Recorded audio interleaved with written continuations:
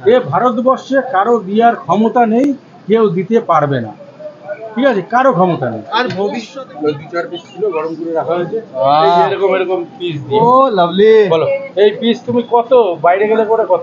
ও কত করে নেবে তোমার এই কাছ থেকে? পিস তাও মোটামুটি 25 থেকে 30 টাকা। 25 থেকে 30 টাকা। তাহলে হলো কত? 3 পিস।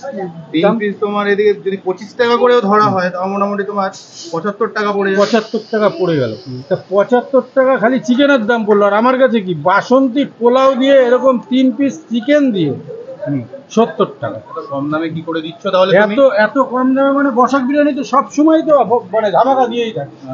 বসাক বিরিয়ানি ধামাকার দেয় না কখন? আমার তো নাম লাস্টে হয়ে যাবে ধামাকা। ধামাকা বিরিয়ানি। ধামাকা হ্যাঁ, বিরিয়ানি। তা 3 পিস চিকেন এরকম চিকেন দিয়ে সাথে কচি করে স্যালাড দিয়ে হ্যাঁ বাসন্তী পোলাওটা নেই, না হলে তোমাদের দেখাতাম, কোয়ান্টিটি দেখিয়ে মানে দিতাম। শেষ হয়ে যায়। মানে বুঝতেই পারছো ক্ষমতা নেই, কেউ দিতে পারবে না। ঠিক আছে, কারো ক্ষমতা নেই। আর ভবিষ্যতে বিরিয়ানিতে তো এত রকমের এত বিরিয়ানিতে 3-4টে করে অফার দিয়ে দিচ্ছ।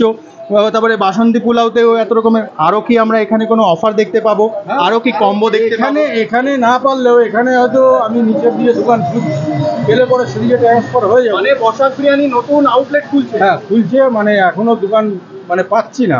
দোকানটা পেলে পরে খুলে দেবো। এবার 3 পিস চিকেন দিয়ে তুমি কোনো জায়গায় 70 টাকায় এক পাবা না। ঠিক আছে, তারপরে তোমার কোনো আছে? এই পাশে